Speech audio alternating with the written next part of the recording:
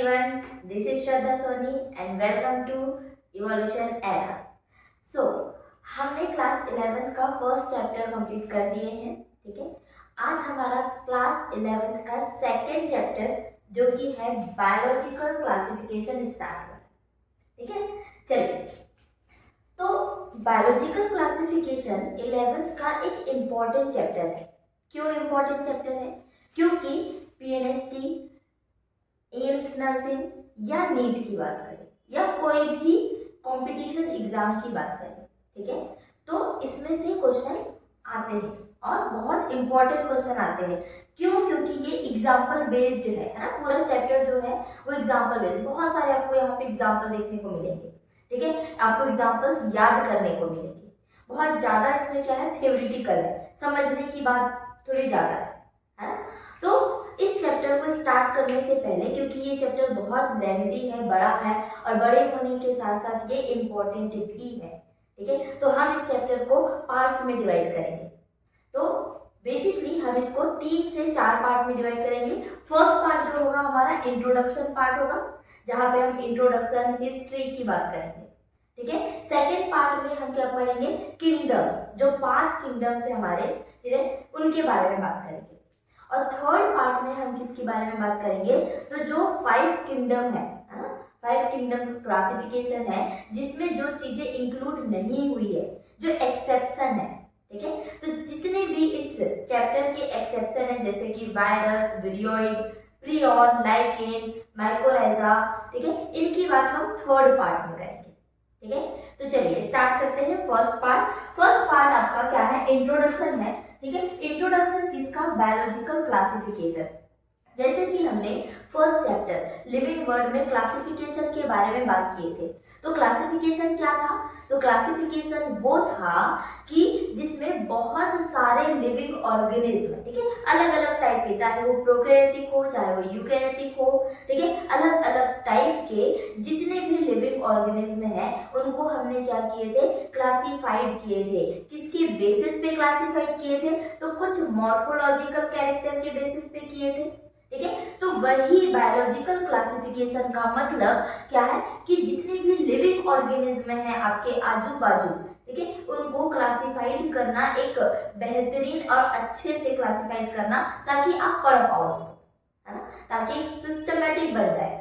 अब जैसे कि एक अलमारी है मान लो आपके घर में, अब उस अलमारी में आपने हर कपड़े ऐसे फेंक दिए हैं, ठीक है, तो कोई कपड़े आपको मिलेंगे नहीं। अगर आप कहीं बाहर जा रहे हैं और आपको एक स्पेसिफिक कोई कपड़ा चाहिए, मान लो कोई एक वाइट ड्रेस चाहिए आपको, और आपने पूरी अलमारी तहस नहस करके रखी है, कोई कहाँ है कोई कहाँ है, ठीक है, तो आप जब जैसे ही ढूंढोगे वो वाइट ड्रेस आपको मिलेगा नहीं। लेकिन वहीं आपको तह करके रखेंगे, आप घड़ी करके रखेंगे अच्छे से कपड़े, तो तुरंत मिल जाएगा, ठीक है। तो वैसे ही अगर किसी भी ऑर्गेनिज्म को मुझे पढ़ना है तो उसके लिए वो सारे ऑर्गेनिज्म कैसे होने चाहिए, सिस्टमैटिक ढंग से क्लासिफाइड होना चाहिए, ठीक है। चलिए देखते हैं क्या है। चलो थोड़ी सी डेफिनेशन है, इसके बारे में देख लेते हैं। Biological classification is the scientific ordering, देखो ऑर्डरिंग ऑफ ऑर्गेनिज्म, ठीक है। और कौन कौन से ऑर्गेनिज्म की बात कर रहे हैं हम यहाँ, तो bacteria, protist, fungi, plant and animal, ठीक है। तो बैक्टीरिया, जितने भी बैक्टीरिया है, जितनी भी प्रोटिस्ट है, जितने भी फंगी है, जितनी भी प्लांट है और जितने भी एनिमल है, इनको बहुत अच्छे से सिस्टमेटिक ऑर्डरिंग, ठीक है, ऑर्डर के फॉर्म में हमने क्या किया है, क्लासिफाई कर दिया, ठीक है। चलिए इन हायरार्किकल सीरीज। अब हायरार्किकल सीरीज क्या था, तो मैंने आपको लिविंग वर्ल्ड में पढ़ाई थी, क्या, किंगडम, क्लास, डिवीजन, ऑर्डर, ठीक है, वो एक सीरीज में था, वो 7 कैटेगरी, उसकी बात हो रही है यहाँ, ठीक है, of group on the basis of their relationship, morphological और इवोल्यूशनरी, ठीक है।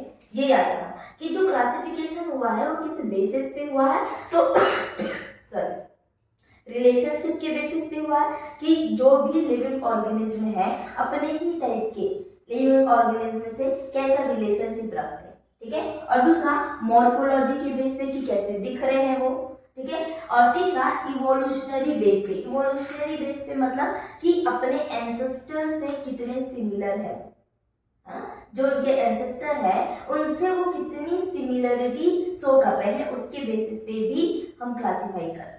ठीक है, चलिए नेक्स्ट है हिस्ट्री ऑफ टैक्सोनॉमी। ठीक है, तो जो हायरार्की है उसको हमने लिविंग वर्ड में क्या बोला था, क्या एक वर्ड दिया था, एक नाम दिया था, क्या था वो, टैक्सोनॉमी। ठीक है, तो ये यहाँ पे भी क्या हो रहा है, अब हम देखेंगे कि टैक्सोनॉमी की हिस्ट्री। अब जैसे कि मैंने आपको बताई कि सारे लिविंग ऑर्गेनिज्म को हमें क्लासिफाई करना है। ठीक है, किस किस में बेस पे, तो रिलेशनशिप, मॉर्फोलॉजी और इवोल्यूशनरी बेस पे। ठीक है, अब ये क्लासिफाई किसने किया होगा, तो बहुत सारे साइंटिस्ट आए होंगे जिन्होंने अपने अपने तरीके से सारे लिविंग ऑर्गेनिज्म को क्लासिफाई किए होंगे। ठीक है, तो उन्हीं के बारे में हमें पढ़ना है इसमें हिस्ट्री ऑफ टैक्सोनॉमी। ठीक है, तो सबसे पहले हम बात करेंगे एरिस्टोटल। ठीक है, फर्स्ट साइंटिस्ट है। अब इन्हें फादर ऑफ बायोलॉजी भी बोला जाता है, ये याद रखना, ये इंपॉर्टेंट है। ठीक है, तो फादर ऑफ बायोलॉजी कौन है, एरिस्टोटल। ठीक है, नेक्स्ट है फादर ऑफ जूलॉजी, भी इन्हें ही कहा जाता है। ठीक है, तो फादर ऑफ बायोलॉजी अगर आया तो भी एरिस्टोटल है, और फादर ऑफ जूलॉजी आया तो भी क्या है, एरिस्टोटल। ठीक है, एरिस्टोटल ने कैसे क्लासिफाई किया देखो, तो एरिस्टोटल क्लासिफाई प्लांट। ठीक है, एरिस्टोटल ने प्लांट को कैसे क्लासिफाई किया है, तो on the basis of morphological character, कि जो प्लांट है वो कैसे दिख रहे हैं, ऊपरी तरीके से कैसे दिख रहे हैं, उस बेसिस पे एरिस्टोटल ने क्या किया, क्लासिफाई कर दिया।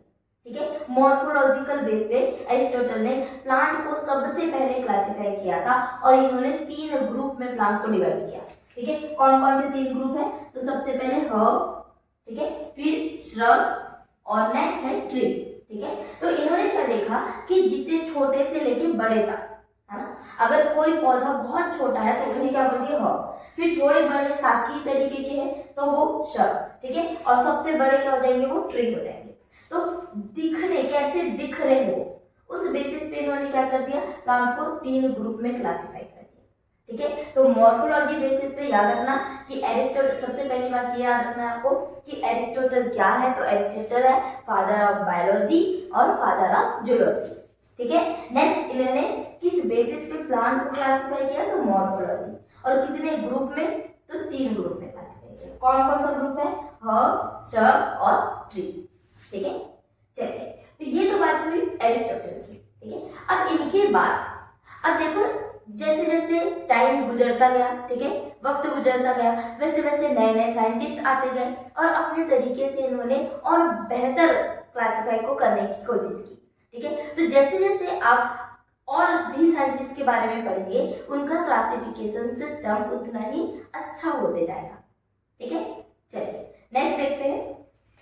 तो एरिस्टोटल के बाद अब आते हैं थियोफ्रास्टस। ठीक है, तो यहाँ पे ध्यान देने वाली ये बात है कि एरिस्टोटल ने कभी भी किंगडम शब्द का उपयोग नहीं किया। ठीक है, उन्होंने कभी भी किंगडम नहीं बोला। ठीक है, लेकिन थियोफ्रास्टस जो थे वो सबसे पहले किंगडम वर्ड बोला था। ठीक है, प्लांट किंगडम बोला। एरिस्टोटल ने प्लांट को 3 ग्रुप में डिवाइड तो किया था, किसके बेसिस पे, मॉर्फोलॉजी बेसिस पे, लेकिन उन्होंने कभी भी किंगडम नहीं बोला। लेकिन थियोफ्रास्टस ने सबसे पहले प्लांट किंगडम बोला। ठीक है, वर्ड बोला। अब देखो थियोफ्रास्टस क्या है, तो फादर ऑफ प्लांट टैक्सोनॉमी। ठीक है, फादर ऑफ प्लांट टैक्सोनॉमी कौन है, तो थियोफ्रास्टस। और दूसरी बात, जो एरिस्टोटल थे वो क्या थे, फादर ऑफ जूलॉजी थे।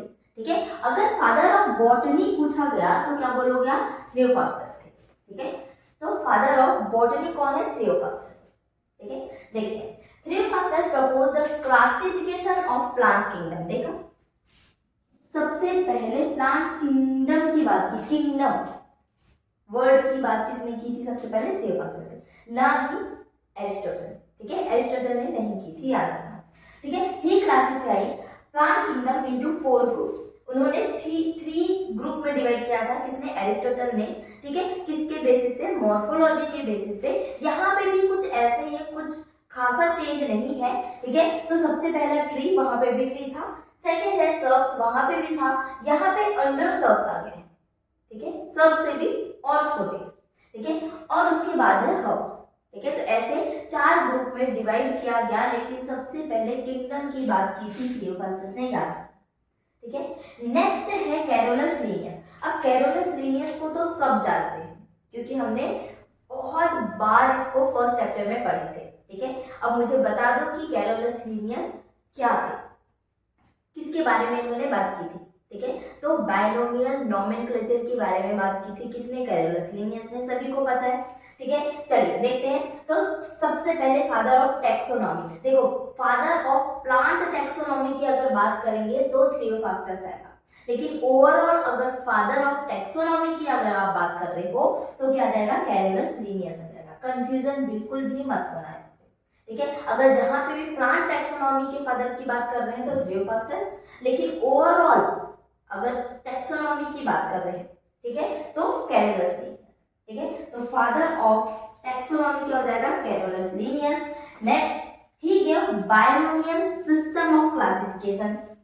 अब इसको बताने की जरूरत नहीं है, ठीक है। अगर जिसको भी जानना है तो वो फर्स्ट चैप्टर के लेक्चर देख लें, ठीक है। चलिए, Linnaeus give two kingdom classification, ठीक है। थियोफास्टस ने नॉर्मली प्लांट किंगडम बोला था, नॉर्मली प्लांट किंगडम को डिवाइड कर दिए थे, ठीक है। बहुत नॉर्मल क्लासिफिकेशन किया था। जो मेन क्लासिफिकेशन सिस्टम चालू होता है वो कैरोलस लीनियस से चालू होता है, ठीक है। तो यहाँ पे टू किंगडम क्लासिफिकेशन सिस्टम किसने दिया? तो कैरोलस लीनियस ने दिया। इंपॉर्टेंट है, याद रखना है। किसके बेसिस पे? तो सेल वॉल के बेसिस पे, ठीक है। तो यहाँ पे जो कैरोलस लीनियस है उन्होंने क्या दिया? टू किंगडम क्लासिफिकेशन सिस्टम, और किस बेसिस पे दिया था? तो सेल वॉल के बेसिस पे दिया था। ये दो चीजें याद रखना है आपको इसमें, ठीक है। देखते हैं कौन कौन से दो किंगडम क्लासिफिकेशन सिस्टम दिए उन्होंने। तो पहला है प्लांटिंग, जिसमें सभी प्रकार के प्लांट्स आ जाएंगे, ठीक है। और दूसरा है एनिमेलिया, जिसमें सभी प्रकार के एनिमल्स आ जाएंगे, चाहे वो प्रोकैरियोटिक की बात करें चाहे वो यूकैरियोटिक की भी बात करें, ठीक है। ये तो हिस्ट्री की बात कर रहे हैं, हम डिटेल में अभी टू किंगडम क्लासिफिकेशन सिस्टम पढ़ेंगे। उसमें देखेंगे कि क्या क्या लिमिटेशन थे इस किंगडम क्लासिफिकेशन के, ठीक है। चलिए, तो ये तो हुआ आपका कैरोलस लीनियस के बारे में। अब नेक्स्ट और कौन साइंटिस्ट आए जिन्होंने अपना और क्लासिफिकेशन सिस्टम दिया, जिसके कारण और ज्यादा क्लासिफिकेशन सिस्टम अच्छा होते गया, ठीक है। देखते हैं, चलिए। तो नेक्स्ट आते हैं हम बेंथम एंड हुकर, ठीक है। सबसे पहले बेंथम और हुकर ने एक बुक लिखी थी। उस बुक का नाम क्या है? जेनेरा प्लैंटेरम, ठीक है। बुक्स याद रखना कि बेंथम और हुकर ने कौन सी बुक्स लिखी, तो बुक का नाम है जेनेरा प्लैंटेरम, ठीक है। और यहाँ पे देखो जेनेरा प्लैंटेरम में इन्होंने क्या बोला? तो इन्होंने बोला biggest and natural classification of Spermatophyta के बारे में बात की थी इन्होंने, ठीक है। तो बेंथम और हुकर ने बिगेस्ट और नेचुरल क्लासिफिकेशन सिस्टम दिया था, किसके ऊपर? तो स्पर्मेटोफाइटा। स्पर्मेटोफाइटा क्या है? तो स्पर्मेटोफाइट जो होते हैं वो सीडेड प्लांट होते हैं, ठीक है। सीडेड प्लांट होते हैं जिनमें अभी सीड निकल के आए, ठीक है। तो ऐसे प्लांट को क्या बोलेंगे आप? स्पर्मेटोफाइटा, ठीक है। तो स्पर्मेटोफाइटा का नेचुरल क्लासिफिकेशन सिस्टम किसने दिया था? बेंथम और हुकर ने दिया था। और इन्होंने इसकी बात किसमें की है? तो जेनेरा प्लैंटेरम में की है। ये याद रखना है आपको, ठीक है। देखते हैं स्पर्मेटोफाइटा को इन्होंने 3 क्लासेस में डिवाइड किया है। तो सबसे पहला डाइकोटिलडॉन, नेक्स्ट जिम्नोस्पर्म, फिर आते हैं मोनोकोटिलडॉन, ठीक है। तो यही इनका ड्रॉबैक था। इन्होंने 3 क्लास में डिवाइड तो कर दिया, किसको? स्पर्मेटोफाइटा को। किस किस में? डाइकोटिलडॉन, जिम्नोस्पर्म और मोनोकोटिलडॉन। इट्स ओके, लेकिन इन्होंने गलती ये कर दी कि इन्होंने जिम्नोस्पर्म को डाइकोटिलडॉन और मोनोकोटिलडॉन के बीच में रख दिया, ठीक है। जबकि हमने अभी तक इवोल्यूशन में ये देखा है कि सबसे पहले क्या आएंगे? जिम्नोस्पर्म आएंगे, उसके बाद डाइकोटिलडॉन आएंगे, उसके बाद क्या आते हैं आपके? मोनोकोटिलडॉन आते हैं, ठीक है। तो गड़बड़ यहाँ पे ये हो गई कि जिम्नोस्पर्म पहले आना था, फिर डाइकोट और उसके बाद मोनोकोट आना था, अगर हम इवोल्यूशनरी बेस चले तो। लेकिन बेंथम और हुकर ने पहले डाइकोट लिख दिया, उसके बाद जिम्नोस्पर्म दे दिया और उसके बाद मोनोकोटिलडॉन दे दिया, ठीक है। तो जिम्नोस्पर्म को बीच में रख के इन्होंने बहुत बड़ी गलती कर दी, ठीक है। चलिए, अब ये जो क्लासिफिकेशन सिस्टम है वो किसके किसके ऊपर बेस्ड है, ठीक है। तो मेनली फ्लोरल कैरेक्टर के ऊपर बेस्ड है, सॉरी, ठीक है। तो बेंथम और हुकर ने जो अपना क्लासिफिकेशन सिस्टम जो दिया है वो मेनली किस पे बेस्ड है, तो फ्लोरल कैरेक्टर के ऊपर बेस्ड है, ठीक है। ये याद रखना है आपको। चलिए नेक्स्ट आते हैं हम आर.एच. विटेकर के ऊपर, ठीक है। आर.एच. विटेकर ने 5 किंगडम क्लासिफिकेशन सिस्टम दिया था और 5 किंगडम किंगडम क्लासिफिकेशन सिस्टम में कौन कौन से आते हैं, तो सबसे पहले मोनेरा, ठीक है, फिर प्रोटिस्टा, फिर Fungi, then Plantae, then animal, ठीक है।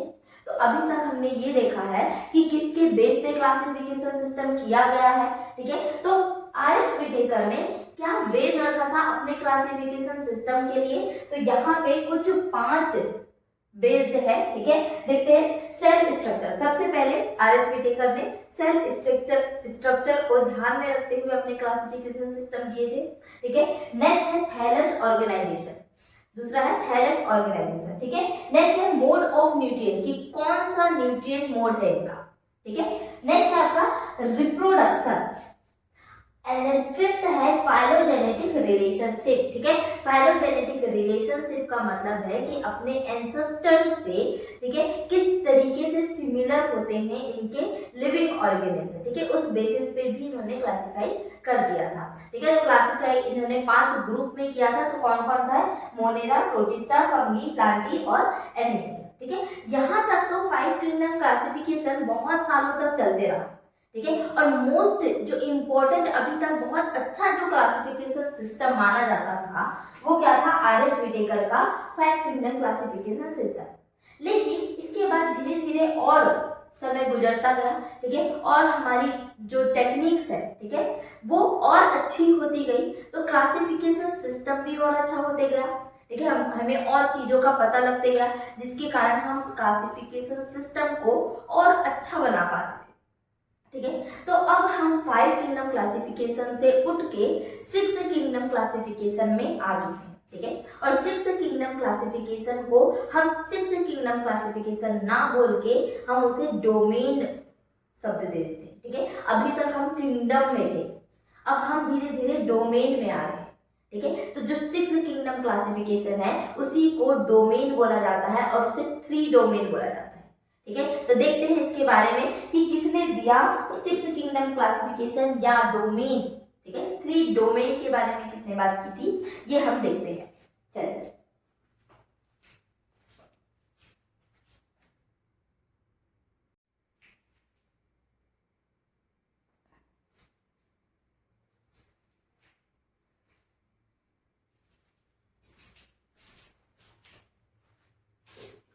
चलिए तो 5 किंगडम क्लासिफिकेशन के बाद हम स्टार्ट करते हैं कि 6 कार्ल, ठीक है, जो डोमेन थ्योरी के बारे में बात की थी।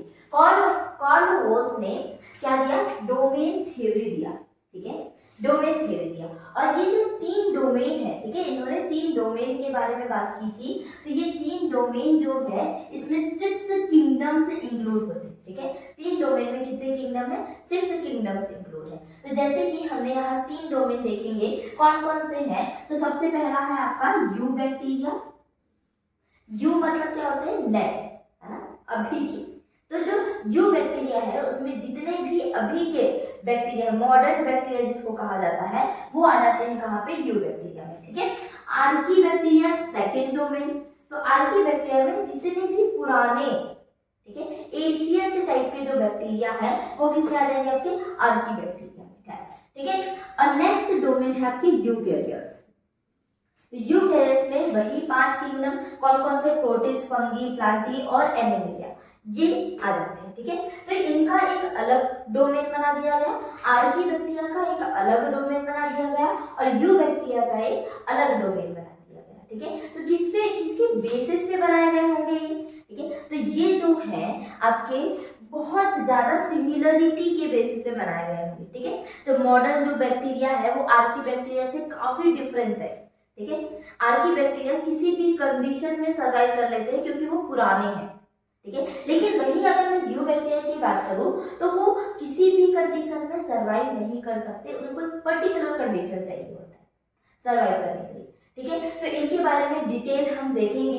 अभी जैसे कि मैंने आपको हिस्ट्री बताई, अभी जितनी भी साइंटिस्ट के नाम बताए, ठीक है, और जितने भी हमने क्लासिफिकेशन सिस्टम पढ़ने हैं, ठीक है, जितने भी किंगडम क्लासिफिकेशन सिस्टम पढ़ने हैं, तो उनकी एक डिटेल एक लिस्ट मैं आपको दे देती हूँ, ठीक है, कि कौन सा क्लासिफिकेशन सिस्टम कौन से साइंटिस्ट ने दिया। अभी हम साइंटिस्ट के बारे में डिटेल में वीडियो देख चुके हैं, ठीक है, डिटेल में लेक्चर देख चुके हैं। अब लास्ट में आपको एक समराइज करके मैं एक टेबल दे देती हूँ, ठीक है।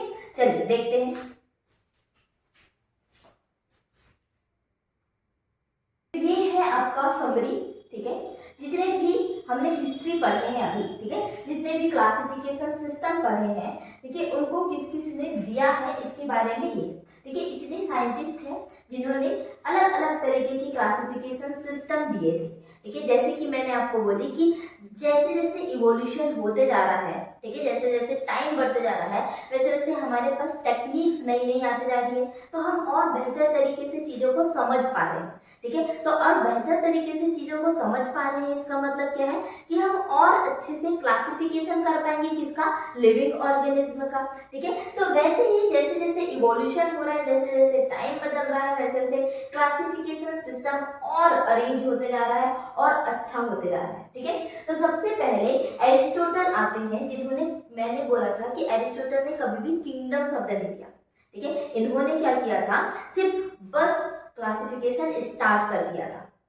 ठीक है। जैसे कि अब भाई बहुत डिसऑर्गेनाइज टाइप के लिविंग ऑर्गेनिज्म पड़े हुए हैं, समझ नहीं आ रहा है कि कौन कहाँ कैसे कैसे रिलेटेड है, ठीक है। तो इन्होंने क्या किया कि चलो भाई थोड़ा अरेंज करने की कोशिश करते हैं।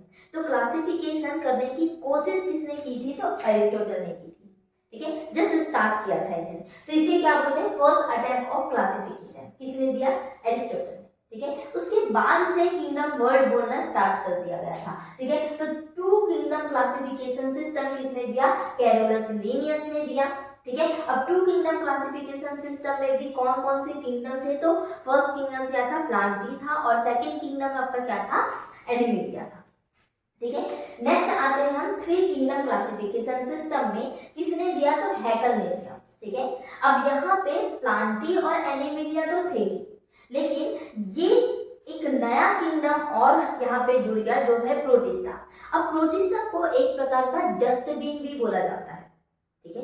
अब क्यों डस्टबिन बोला गया, क्योंकि यहाँ पे ये ऐसे देखने को मिला कि कुछ लिविंग ऑर्गेनिज्म ना ही तो प्लांट की कैटेगरी में हम रख सक रहे थे और ना ही हम एनिमल की कैटेगरी में रख सक रहे थे, क्योंकि बिल्कुल भी सिमिलर नहीं थे।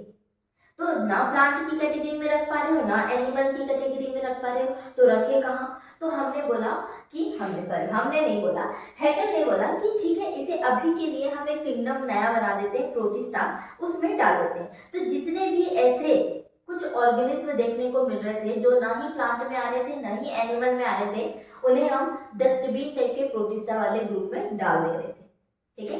नेक्स्ट आता है फोर किंगडम क्लासिफिकेशन सिस्टम, किसने दिया, कॉपलैंड ने दिया, ठीक है। अब इसमें एक नया किंगडम और जुड़ गया जो कि है मोनेरा, ठीक है। तो प्लांटी हमारे था, एनिमेलिया था, प्रोटिस्टा था, ठीक है, और मोनेरा, ठीक है। तो अब जो कॉपलैंड है, उन्होंने ये देखा कि जो प्रोटिस्टा है उस ग्रुप में इतना कचरा पड़ा है, ठीक है, लेकिन वो सारा का सारा कचरा बेकार नहीं है, कुछ इंपॉर्टेंट है, ठीक है। जैसे एक स्टोर रूम में आप जाते हो, ठीक है, बहुत दिन बाद आपने दिवाली की सफाई चलो कर रहे हैं, ठीक है, स्टोर रूम में जाओगे तो आपको कई ऐसी चीज मिलेंगे जो बहुत इंपॉर्टेंट चीज है, ठीक है। तो आप वो क्या करोगे, स्टोर रूम से बाहर लाओगे उसे और कुछ अच्छी जगह में रख दोगे।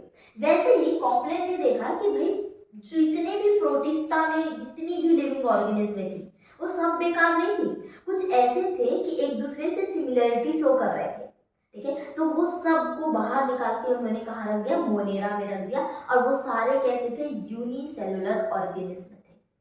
सिमिलैरिटी उनमें क्या थी कि वो सारे यूनिसेलुलर ऑर्गेनिज्म थे, ठीक है। तो उन सबको एक नए किंगडम में रख दिया, प्रोटिस्टा से हटा के, कहाँ पे, मोनेरा में, ठीक है। नेक्स्ट देखो 5 किंगडम क्लासिफिकेशन, ठीक है। मोस्ट एक्सेप्टेबल क्लासिफिकेशन सिस्टम अभी तक का कौन सा है? 5 किंगडम क्लासिफिकेशन सिस्टम। किसने दिया? तो आर.एच. व्हिटेकर ने दिया। अब 5 किंगडम क्लासिफिकेशन सिस्टम है तो इसमें मोनेरा के अलावा अब फंगी भी जुड़ जाता है, ठीक है। तो प्लांटी, एनिमेलिया, प्रोटिस्टा, मोनेरा और फंगी, ठीक है। चलिए नेक्स्ट है, अब यहाँ पे 6 किंगडम क्लासिफिकेशन सिस्टम आता है, लेकिन यहाँ पे देखो कि जो 6 किंगडम क्लासिफिकेशन सिस्टम है उसे हमने अब डोमेन कह दिया है, ठीक है। तो बहुत ज्यादा अभी अभी का क्लासिफिकेशन सिस्टम है, अभी अभी मतलब 2-3 महीने पहले का नहीं, थोड़ा पुराना ही है, ठीक है, लेकिन अभी नया है। इसके बाद कोई क्लासिफिकेशन सिस्टम अभी तक आया नहीं है, हो सकता है आ जाएगा, ठीक है। तो अभी जो नया नया क्लासिफिकेशन सिस्टम है हमारे पास, उसको हमने बोला है 3 डोमेन। किसने बोला है? कॉल ओस ने, ठीक है। कॉल ओस ने यहाँ 6 किंगडम क्लासिफिकेशन सिस्टम की जगह पे इन्होंने 3 डोमेन कहा है, ठीक है। तो इन्होंने क्या किया कि जो 6 किंगडम्स थे हमारे पास, ठीक है, हमारे पास 6 किंगडम्स आ चुके थे, तो उसे 6 किंगडम को इन्होंने 3 भागों में डिवाइड कर दिया। पहला है यू बैक्टीरिया, जो अभी मॉडर्न बैक्टीरिया कहलाते हैं, जो अभी अभी के बैक्टीरिया, ठीक है। नेक्स्ट है आपका आर्की बैक्टीरिया, जो एशियंट टाइप के बैक्टीरिया, बहुत पुराने बैक्टीरिया, किसी भी कंडीशन में सर्वाइव कर लेंगे, ठीक है। और नेक्स्ट डोमेन है आपका यूकेरियोटिक, जिसमें कि सारे यूकेरियोटिक आ जाएंगे, ठीक है, जैसे कि प्रोटिस्टा, प्लांटी, एनिमेलिया और फंजाई, ठीक है। ये सारे किसमें आ जाएंगे? आपके यूकेरियोटिक में। समझ में आ गया ना? ठीक है। तो ये आपका समरी थी हिस्ट्री की कि जितने भी क्लासिफिकेशन सिस्टम है उसको कौन कौन ने दिया है, ठीक है, उसके बारे में। तो ये अपना फर्स्ट पार्ट आज खत्म हो गया, ठीक है। जैसे कि मैंने आपको बोली थी कि फर्स्ट पार्ट क्या है? इंट्रोडक्शन वाला है और हिस्ट्री वाला है, ठीक है। नेक्स्ट पार्ट क्या हो जाएगा कि जितने भी किंगडम क्लासिफिकेशन सिस्टम है आपके पास, इनके बारे में हम डिटेल से नेक्स्ट पार्ट में बात करेंगे, ठीक है। तो नेक्स्ट पार्ट स्टार्ट करेंगे हम कल से। तो कल से हम कहाँ से स्टार्ट करेंगे? तो 2 किंगडम क्लासिफिकेशन सिस्टम से स्टार्ट करेंगे, ठीक है। चलिए, तो आज के लिए बस इतना ही। अगर आपको पूरे लेक्चर में कुछ भी डाउट होगा तो आप कमेंट बॉक्स पे कमेंट कर देना, ठीक है। तो मैं जरूर आपके डाउट सॉल्व करूँगी, ठीक है। चलिए, तो अब अगर आपको इसके नोट्स चाहिए हैं तो हम जल्दी ही टेलीग्राम बनाने वाले हैं, टेलीग्राम लिंक आपको दे देंगे, ठीक है। आप ज्वाइन कर लेना, तो वहाँ पे आपको इसके नोट्स भी मिल जाएंगे, ठीक है। थैंक यू सो मच आज के लिए।